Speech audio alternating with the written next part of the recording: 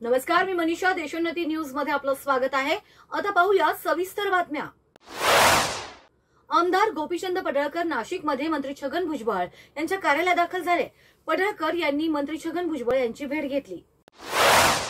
लोकसभा सार्वत्रिक निवडणूक 2024 मध्ये दिंडोरी लोकसभा मतदारसंघात स्वीप उपक्रमांतर्गत मतदान जनजागृतीसाठी येवला शहरातील मुख्य रस्त्यांवरून सायकल आणि बाईक रॅली काढण्यात आली.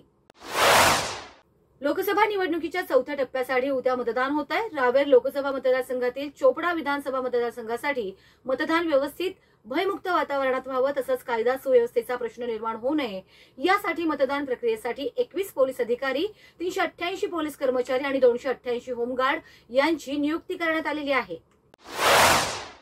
पाचोरा तालुक्यातील खडकदेवळा खुर्द येथील शेतकरी परसराम कडुबा बनसोडे यांच्या मालकीच्या शेतात शनिवारी मध्यरात्री अचानक वादळी वाऱ्यासह पाऊस झाला. या वादळी वाऱ्यासह पावसामुळे विजेची तार तुटून गायीवर पडली असता विजेचा शॉक लागून गाय दगावली असल्याची घटना खडकदेवळा खुर्द येथे घडली आहे. नंदुरबार लोकसभा मतदारसंघासाठी उद्या दिनांक 13 मे रोजी मतदान होणार आहे. यासाठी जिल्हा प्रशासन आणि निवडणूक अधिकाऱ्यांकडून तयारी करण्यात आली असून उद्या होणाऱ्या मतदानासाठी मतदान कर्मचारी हे रवाना होत आहेत.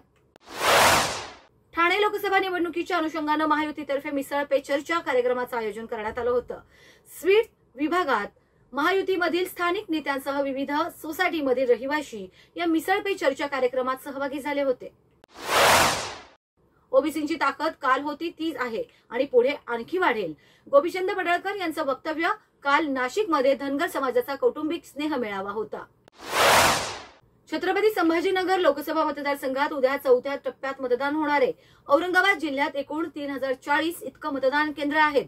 आज सर्व कर्मचाऱ्यांना मतदान यंत्राचं वाटप करण्यात आलं.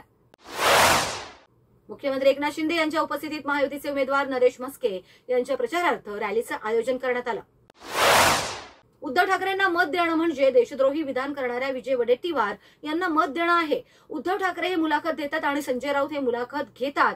हा काळूबाळूचा तमाशा असून त्यांच्यात हिंमत असेल तर त्यांनी मीडियाच्या प्रतिनिधीला मुलाखत दिली पाहिजे.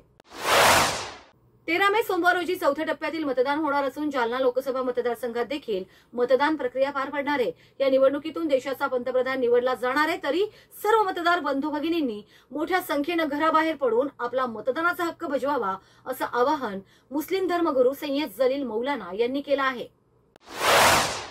गोंदिया जिल्ह्यात 7 मे ते 9 मेच्या दरम्यान अवकाळी पावसानं जोरदार हजेरी लावली.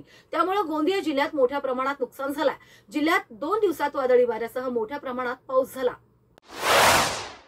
नांदेडच्या भोकर शहरात कचऱ्याचा मोठा प्रश्न निर्माण झालाय.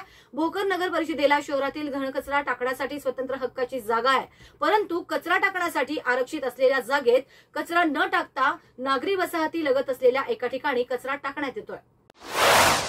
शरद पवार अजित पवारांना लक्ष करतायत. आताही बारामतीची निवडणूक पार पडल्यानंतर अपेक्षेप्रमाणे निकाल लागणार नाहीत हे लक्षात आलं आहे. त्यामुळे छोट्या पक्षांच्या विलिनीकरणाची चर्चा त्यांनी सुरू केली आहे असं वक्तव्य देवेंद्र फडणवीस यांनी केलंय. राज ठाकरे हे राजकारण्यांच्या वर्तमान पिढीतले नरेटिव्ह देऊ शकणाऱ्या नेत्यांपैकी एक आहेत. हिंदुत्वाच्या मुद्द्यावर ते परत स्थिरावल्यात. त्यामुळे राज ठाकरेंचं स्वागतच आहे. पंतप्रधान मोदींनी शरद पवारांना एनडीए मध्ये येण्याची ऑफर दिली आहे असं खडसे म्हणाले. यावर खडसे म्हणतात की नरेंद्र मोदी यांनी जे वक्तव्य केलंय त्याचा अर्थ मलाही अद्याप समजलेला नाही. कदाचित भविष्यातील ती नांदी असावी, कारण त्यांनी जे विधान केलं ते जबाबदारीने केलेलं आहे. त्यांच्या या विधानामध्ये पुढची रणनीती ठरवण्याचा उद्देश असावा अशी सूचक प्रतिक्रिया खडसेंनी दिली. पंतप्रधान नरेंद्र मोदींच्या 75चा यॉर्कर टाकून दिल्लीचे मुख्यमंत्री अरविंद केजरीवाल यांनी भाजपची दाणादाण उडवली आहे. पुढील वर्षी मोदी 75 वर्षांचे होत असून त्यांच्या जागी अमित शहा नवे पंतप्रधान बनतील असा दावा केजरीवाल यांनी केला. संजय राऊतांचा देवेंद्र फडणवीसांना खोचक टोला. म्हणाले, राजकारणातलं कच्चं मडकं.